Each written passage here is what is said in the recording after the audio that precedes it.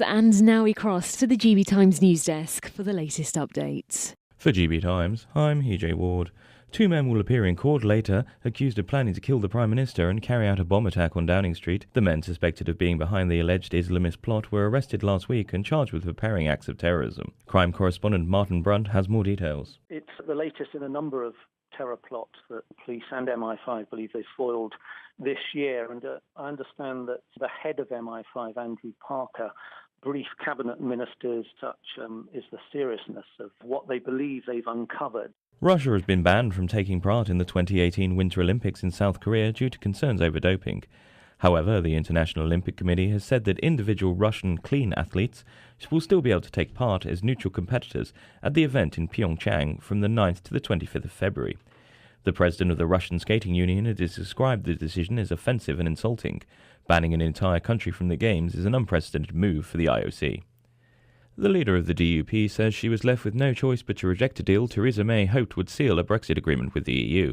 Arlene Foster says the terms around the Irish border were unacceptable to her. She says it would have meant that different terms for Northern Ireland compared to the rest of the UK. Andrew Morrison's a Leave supporter and chairs the Northern Ireland Affairs Committee in the Commons. He thinks things are a bit clearer after all this. So we're now talking about regulatory alignment. We don't know precisely what that's going to be, but I think until we move on to the trade part of this process, we won't actually be able to bottom out entirely what is meant by that. Meanwhile, in Parliament, an investigation has been launched after MPs revealed they frequently share private computer login details with other staff. The Information Commissioner's Office said it was making inquiries after the admissions, made in the light of claims against de facto Deputy Prime Minister Damien Green. The data protection watchdog said it was aware of reports that MPs share logins and passwords, adding that officials were making inquiries of the relevant parliamentary authorities. Several MPs have admitted to routinely doing so. Nadine Dorris said staff and interns log onto her computer on her desk with her login every day. There are concerns of the number of people being sent home too early from mental health hospitals. A survey by the charity Mind has found a third of former patients asked felt that way. 27-year-old Hope Virgo battled anorexia as a teenager. She believes more could have been done to support her and several others before being discharged. It's not fair that actually these individuals then aren't getting the support because they've kind of got so far in their recovery and they're not at that crisis point at the moment, but they're not recovered and they're still not able to completely manage on their own. China's President Xi Jinping has said that enhancing political mutual trust is one of the prerequisites to the stable development of state-to-state relations. President Xi made these remarks while meeting with Canadian Prime Minister Justin Trudeau, who paid an official visit to China this week.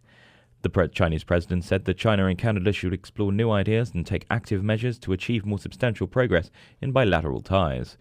He said that a country's development path could only be decided by its people and that China and Canada, though having differing political systems, could respect each other and seek common ground while reserving differences.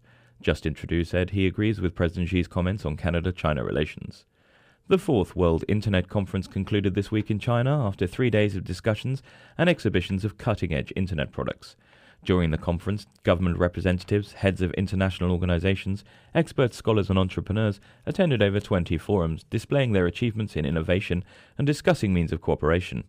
At a forum on the Internet and finance, the vice president of Xinhua News Agency said that regulating the release of financial information on the Internet is indispensable to ensuring financial security. Apple, Alibaba, Huawei all released their latest products at the conference. Thailand has approved the environmental impact assessment of the Thailand-China Railway, paving the way for the start of construction on the first 3.5-kilometre section this month. According to the website of the Office of Natural Resources, the office approved the second part of the impact assessment after the first phase of the Thailand-China Railway was approved earlier this year. This means the EIA of the high-speed project is totally approved. The first phase of the high-speed construction project linking Bangkok and the northeastern province of Nakhon Ratchasima is set to cost some $5.4 billion and will become Thailand's first high-speed railway. And finally, Google has been named the best place to work in the UK by jobs website Glassdoor. Perks like free food and medical costs put the internet giant top ahead of Anglian Water and social housing group Bomford. Online firms fared well in the ranking with Facebook, Expedia, Rentalcars.com and Sky Betting and Gaming featuring in the top 20. That was the latest. You're all caught up. That was your GB Times International update. For more information, visit gbtimes.com.